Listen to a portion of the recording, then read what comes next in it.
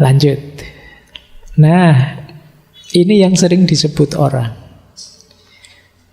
Mengalah itu jangan dikira lemah. Justru mengalah itu kadang-kadang strategis, visioner.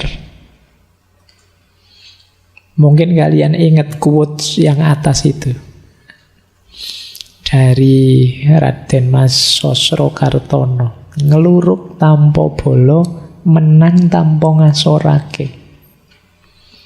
Ngeluruk tanpa bolo itu menyerbu tanpa pasukan. Menang tanpa ngasorake. Kita mengalahkan tapi tidak menundukkan, merendahkan. Ini strategi untuk bisa begini antara lain apa? Mengalah. Begitu kita mengalah, kita melakukan kebaikan, mengalah tadi untuk seseorang, dia akan tersentuh hatinya, sehingga dia balas ingin membahagiakan kita, ingin memberi kita sesuatu. Ya nama lain dia tunduk akhirnya pada kita. Itu kan kita semacam menyerbu dia tanpa pasukan. Pasukan kita ya kebaikan hati tadi. Antara lain mengalah. Jadi tidak usah putus asa dengan kebaikan, lakukan terus pada siapapun. Pada akhirnya orang yang kita beri kebaikan itu ya akan takluk pada kita. Seperti orang yang diserbu pasukan. Padahal itu tidak ada pasukannya apa-apa. Hanya pasukan kebaikan. Itulah ngeluruk tanpa bolo. Manusia itu selama masih manusia, kalau dia diberi kebaikan terus, tidak mungkin tidak tersentuh hatinya. Sejahat apapun dia, ya kayak di film-film itu kan kadang penjahatnya ragu-ragu karena tokohnya sangat baik lakonnya. Itu nama lain dari ngeluruk tanpa bolo. Dan menang tanpa ngasorake. Tidak membuat malu yang lain. Ya dengan jalan mengalah tadi. Dengan jalan kita mengalah, monggo sampean yang duluan, monggo sampean yang juara, yang berprestasi, monggo sampean. Nah ini membuat dia kan tidak rendah, tapi hakikatnya kita yang menang.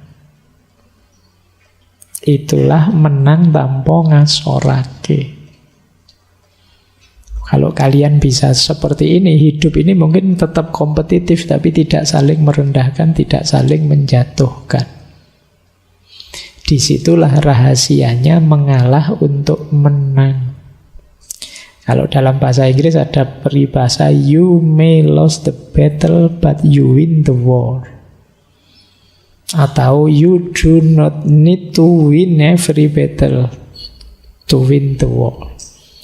Engkau mungkin kalah dalam battle. Battle itu ya pertemuan sekelompok pasukan, tapi tetap win the war. War itu ya peperangan secara keseluruhan. Jadi ya kayak misalnya ini medan perang, pertarungan satu orang lawan satu, pertarungan sekelompok lawan sekelompok, itu namanya battle. Tapi peperangan secara keseluruhan ini namanya war. Tidak apa-apa ada 1-2 kalah, tapi akhirnya kan menang di war-nya. Ya kayak kalian kalau main game-game apa itu loh, kan ada yang kadang ada kalahnya, kadang tidak apa-apa sih, dalam rangka menang secara keseluruhan. Persis kayak kalian kalau main catur, kadang-kadang tidak apa-apa wis, kudanya dikorbankan, bentengnya dikorbankan, prajuritnya dikorbankan, asalkan nanti kita menang. Itu lost the battle but win the war. Kalah battle-nya tapi menang war-nya. Tidak apa-apalah sekarang IP saya rendah jadi lulusnya biasa-biasa, kamu cum laude, di sisi ini saya kalah. Tapi dalam hidup yang sebenarnya nanti, wah saya sukses luar biasa jadi pengusaha konglomerat, kamu cuma pegawai saya misalnya. Nah itu lost the battle tapi win the war. Nah ini jadi kadang-kadang mengalah itu bisa dijadikan strategi. Di banyak kisah-kisah perang Ya nanti kalian bolehlah baca-baca strateginya Sun Tzu atau Three Kingdom dan lain sebagainya. Banyak strategi-strategi ini dipakai. Diumpankan ini biar kalah, kemudian di strategi yang di sini sengaja ngalah biar yang secara umum menang dan lain sebagainya.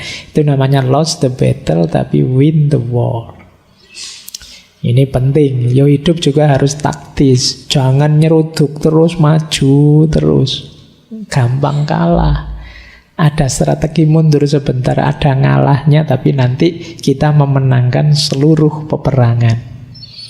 Nah ini ada rahasia ini juga dalam mengalah. Jadi visioner dan strategis. Melihat jauh ke depan. Tidak apa-apa sekarang saya kalah, tapi ke depannya nanti saya sudah target ke sana. Dengan modal sekarang saya bisa menang. Nah ini namanya lost the battle tapi win the war. Ini hakikat mengalah yang ke-6. Hakikat ngalah yang ke-7. Ternyata banyak hakikatnya ya. Padahal judulnya cuma 2 kata, wani ngalah, tapi rahasianya luas.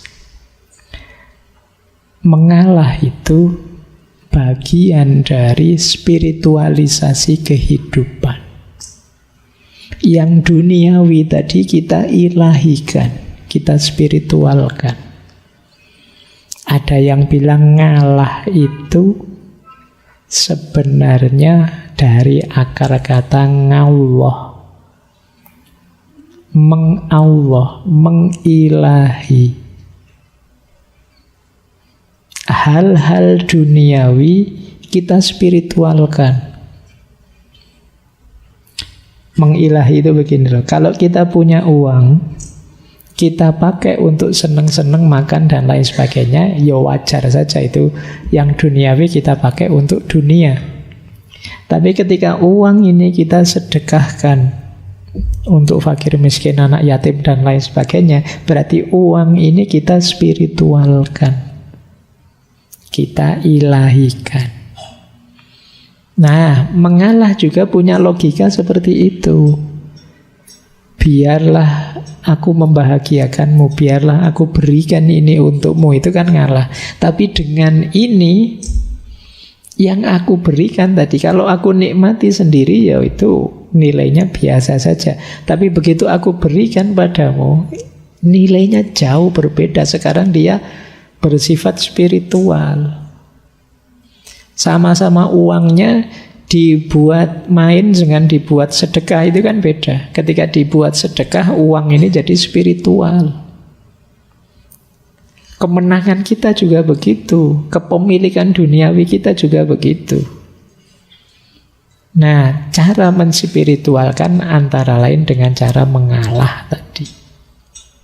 Jadi menspiritualkan peristiwa sebagai sarana menuju Allah. Tidak lagi fokus pada keuntungan atau kemanfaatan duniawi. Inilah hakikatnya mengalah. Sudah ada 7 hakikat mengalah. Nah, ganti sekarang. Hakikat sudah ya. Sekarang karakter pendukung, Pak. Kok berat Pak saya mau mengalah itu? Latih pertama kali dengan membentuk karakter. Ada 4 karakter yang bisa memudahkan kita mengalah. Yang pertama, empati. Empati itu kemampuan kita memposisikan diri di tempatnya orang lain. Itu empati. Orang yang kuat empatinya lebih mudah mengalah. Iya ya, seandainya saya seperti temanku itu. Nah, ini namanya kemampuan empati. Mungkin aku sesedih dia. Mungkin aku ya stres seperti dia. Ini namanya kemampuan empati. Kenapa tadi kamu bisa mengalah? Karena aku bisa merasakan yang dia rasakan. Kalau saya kalah, gagal, wah sedihnya mesti berat sekali. Wah dia juga pasti begitu. Sudahlah, kamu dulu saja, tidak apa-apa. Nah, jadi kemampuan empati itu bisa lahir ketika mengalah itu bisa lahir ketika teman-teman bisa empati. Latihanlah berempati ya. Sering-sering membayangkan dirimu di posisinya orang lain. Sekarang kan banyak orang yang lepas kontrol. Saking bencinya, saking tidak sukanya, saking tidak cocoknya. Sampai marah-marah, sampai maki-maki, sampai ngomong jelek dan lain sebagainya. Itu sebenarnya bisa dinetralisir dengan kemampuan melakukan empati. Seandainya aku dia, pingin aku misuh-misuh seperti itu, tapi seandainya aku yang dipisui seperti itu, apa ya? Nyaman. Tidak usahlah nanti sakit. Sebagaimana kalau saya digituin juga sakit. Ini namanya kemampuan melakukan empati. Yang kedua, believe in a just world. Percayalah bahwa dunia ini masih bisa adil. Keadilan masih mungkin ditegakkan. Positiflah, optimislah. Karena kalau kamu pesimis, tidak percaya ada keadilan, sulit untuk ngalah. Wah, nanti saya sudah ngalah malah ciloko dewe saya pak. Nanti susah sendiri. Itu namanya kan kita tidak percaya pada just world. Wah, sekarang tidak zamannya pak ngalah tidak ketuman nopo-nopo nanti pak. Ya wes, kalau itu ya berat nanti kamu ngalah. Kamu harus believe in a just world. Percaya dunia ini adil. Kalau kamu baik, kebaikan yang akan datang padamu. Kalau kamu buruk, sebaliknya ya keburukan juga yang datang padamu. Wah, saya tidak percaya pak, banyak orang baik sampai meninggal ya susah terus hidupnya misalnya. Ya sudah, wong ini mindset, cara berpikir. Nah, yo konsekuensinya kalau kalian tidak percaya dunia yang adil itu mungkin, ya sulit kalian untuk mengalah tadi.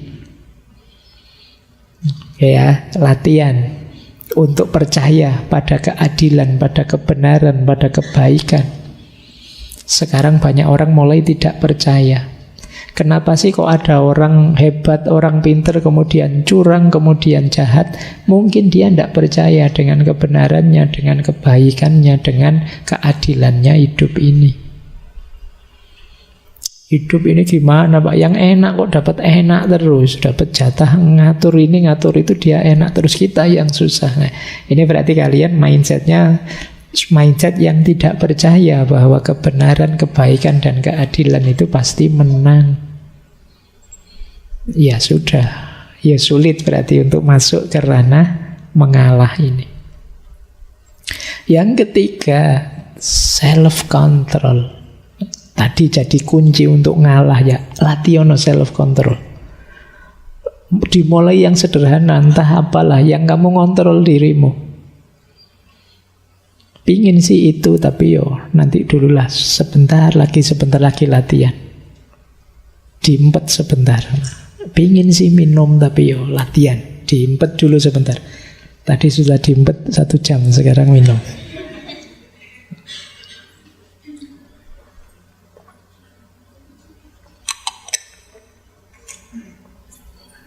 Jadi ini yang disebut self-control. Kamu sengaja saja latihan. Subuh misalnya, habis sholat subuh, ingin sebenarnya tidur pak, latihan tidak tidur. Oh itu hebat kalau mau latihan. Sebenarnya saya tidak pingin tidur pak, saya nyoba tidur. Ya, itu mbok walik pingin enak kamu. Latihan ya mengendalikan diri. Masuk warung juga begitu. Mau ngambil ini ngambil itu, ditahan, latihan. Ngambil yang murah saja, wong kamu bawanya juga duit sedikit. Itu juga self-control. Latihan menahan diri. Dan yang keempat, latihan nyapih ego tadi. Jadi latihan menyapih ego itu sekali-sekali kamu tunjukkan pada dirimu sendiri bahwa ternyata aku itu ya lemah. Ternyata kadang-kadang aku itu ya keliru. Ternyata yang kuinginkan kadang-kadang juga tidak baik, ada jeleknya juga. Ternyata cita-citaku juga tidak selalu positif. Ini namanya latihan untuk nyapih ego. Biar kamu tidak merasa besar, merasa hebat, merasa paling pinter, merasa paling jago. Terus kalau bahasa Jawa ini akhirnya kamu ngendas-endasi yang lain. Jadi kamu merasa lebih tinggi, lebih hebat, lebih jago. Ternyata saya juga biasa, Pak. Banyak sekali kelemahan. Saya mudah tergoda, saya mudah tertipu, saya mudah ngantuk juga, saya mudah ini low ego. Kesadaran bahwa saya juga masih banyak kelemahan. Ini 4 karakter yang perlu teman-teman latih. Antara lain untuk meluaskan hati, memudahkan untuk mengalah dan memaafkan. Empatik, percaya dengan kebenaran, keadilan, kebaikan. Kemudian kontrol diri dan ego yang tidak terlalu tinggi. Lanjut. Nah, ini yang sering diprotes orang. Pak, opo kita terus-terusan mengalah dalam hidup ini lah, ndak maju-maju kita, ndak sukses-sukses kita.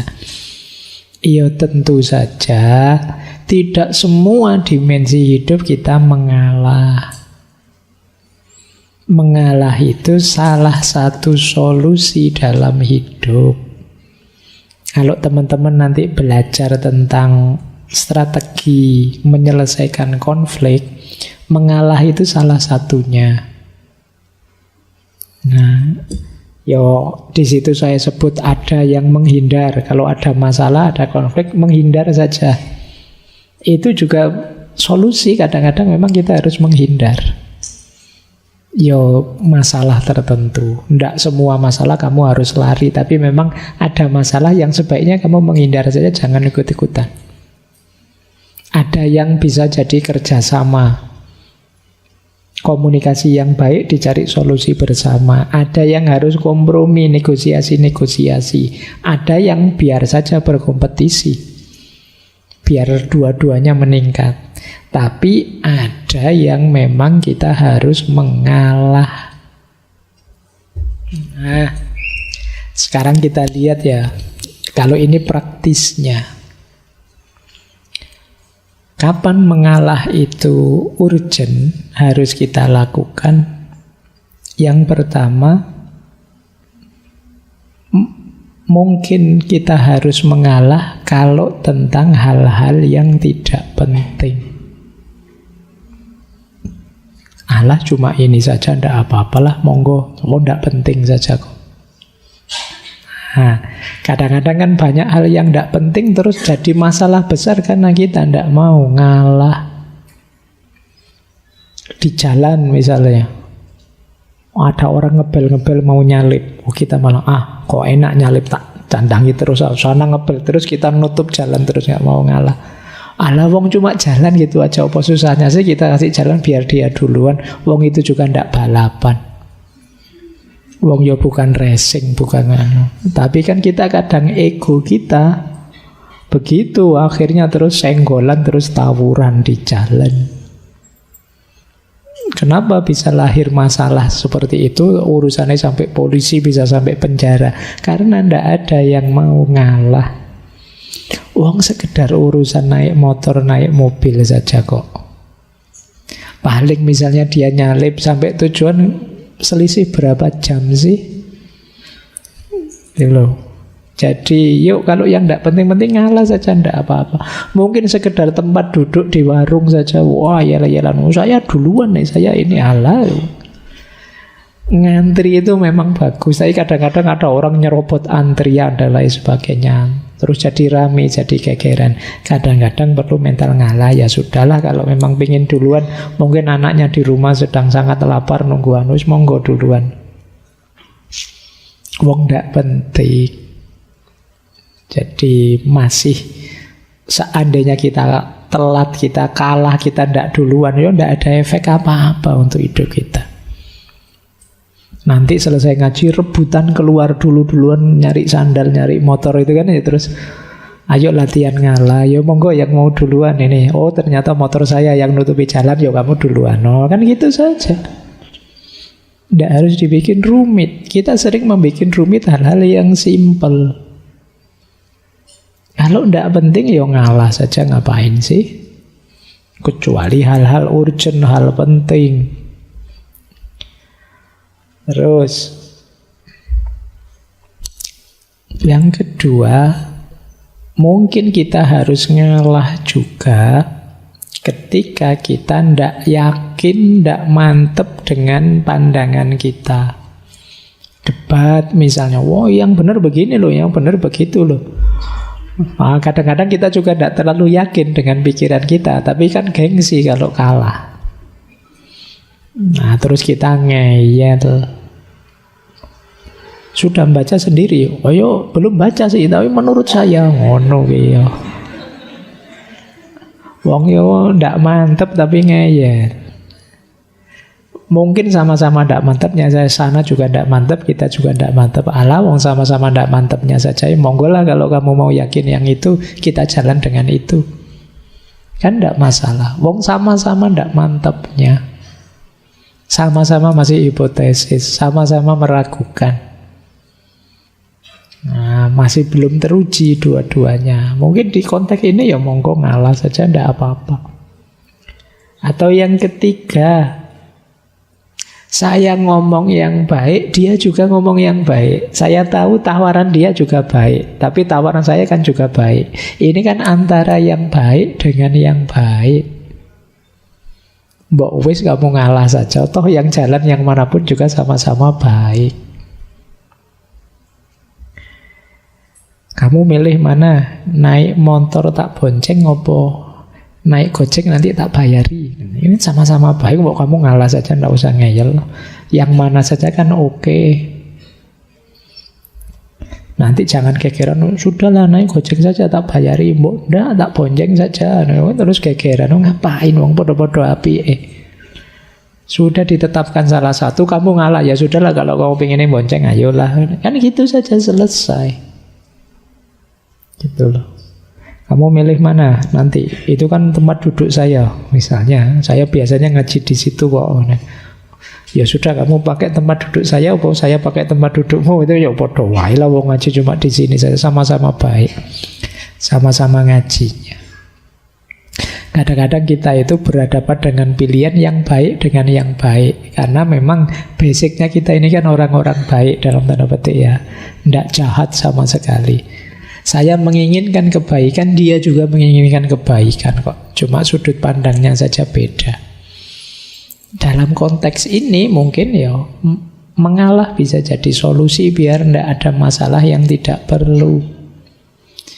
Pakai solusimu, ayo, tidak apa-apa. Menurut saya juga baik. Solusiku kalau kamu mau ini kan gitu saja. Yang terakhir, kadang-kadang kita perlu mengalah ketika ada nilai lebih penting yang harus diperjuangkan. Sudahlah saya ngalah, ndak apa-apa, ikut kamu. Karena kalau saya ndak ngalah, nanti kita bisa pecah persahabatan ini. Bagi saya persahabatan lebih penting. Jadi ada nilai lebih tinggi yang ingin kita pertahankan. Jadi kadang-kadang kita perlu yang semacam ini. Sudahlah, tidak apa-apa saya yang kalah nanti. Kalau kamu kalah bisa lebih fatal akibatnya, misalnya. Nah, ini namanya memperjuangkan nilai. Demi memperjuangkan nilai ini, tidak apa-apa saya ngalah, saya berkorban ini, saya berkorban itu. Jadi ada situasi-situasi yang sebaiknya kita mengalah. Ya tentu saja tidak semua situasi. Misalnya situasi kayak tadi yang pertama, kalau tidak terlalu penting ya. Tapi kalau sangat penting ya jangan ngalah. Menyangkut nyawa misalnya ya jangan ngalah. Kalau ada yang bilang ambil saja nyawaku, itu kan hanya anak-anak gombal yang bilang begitu. Aslinya ya jangan. Kalau urusan yang sangat penting. Makanya tadi saya bilang ini senjata harus pas makainya. Ada beberapa quote yang mungkin teman-teman bisa merenungi ya. Kenapa kita harus mengalah? Ada peribahasa menarik, diam bukan berarti lemah, mengalah bukan berarti kalah, berserah bukan berarti menyerah. Semua ada waktunya. Ya ndak sepenuh hidup kita mengalah, nanti ada waktunya. Kalau waktunya ngalah, ya mari kita ngalah saja demi nilai yang lebih besar tadi.